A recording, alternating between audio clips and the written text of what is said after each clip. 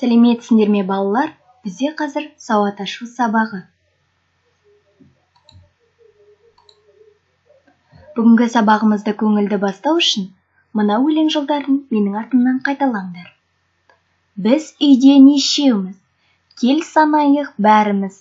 Бас бармағым атам, балан ерек әжем, ортан терек әкем, шылдыр шүмек анам, кішкене бөбек мен.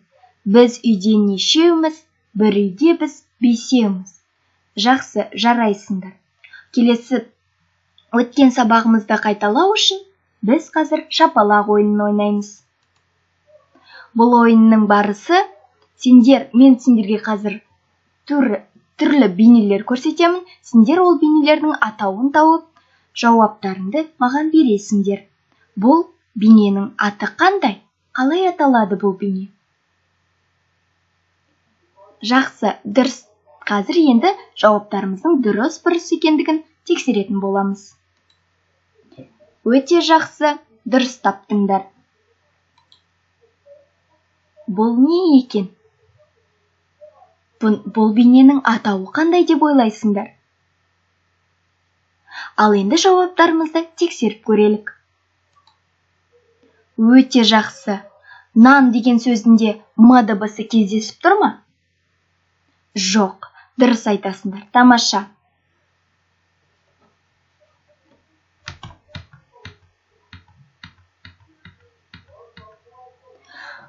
Сонымен балалар, бүгінгі біздің тақырыбымыз менің отбасым м дыбысы мен әрпі. Бүгінгі сабағымыз қайталау сабағы. Бүгінгі сабағымыздың мақсаты оқудың түрлерімен, яғни буындап оқу, жиі кездесетін сөздерді тұтас оқу, түсініп оқу, түрлерімен танысасыңдар. Мәтін иллюстрациясы бойынша сұрақ қоя білесіңдер, және қойылған сұрақтарға жауап беруді үйренесіңдер. Бізде қайталауға арналған тапсырмалардың біріншісі бұл суреттегі заттардың атауын тауып, сөздерге дыбыстық талдау жасау керек. Бізде бірінші сурет, бұл ненің бейнесі? Бұның атауы қалай? Дұрыс таптыңдар. Бұл мысық. Мысық сөзін буынға бөліп көрелікші. Неше буын? Дұрыс таптыңдар. Не себепті 2 буын? Өте жақсы. Тамаша. Ал жарайсыңдар балалар, бізде енді екінші тапсырма. Екінші тапсырмада сендерде 108 беттен оқулықты ашамыз. Екінші тапсырмада сендерде баған түрінде сөздер берілген. Бұл сөздерді бірінші мен оқып шығамын, ал сендер саусақтарыңды қойып, менің артымнан қайталап отырыңдар.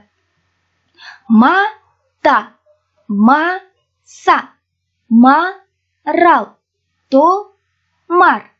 Алма, шама, мал, мол, адам, марат, аман, арман, алма, отыр, отырма, сула, сулама. Өте жақсы. Енді осы бағандарды қатар бойынша қайталап шығамыз.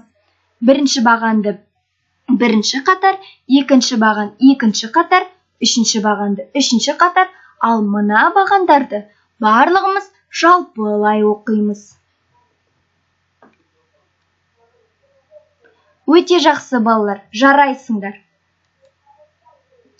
Балалар, жаңа біз осы бағандарды оқығанда сендерге таныс емес, мүлде басқа сөздер кездесті ме?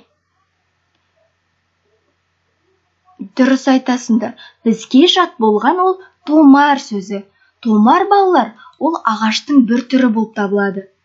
Томар ағашы өзен, көлдер, және де бір шөлді мекендерде өседі. Ол от жағып, үй жылытқанға өте қолайлы. Ал енді балалар, бойымызды бір сергітіп алайық.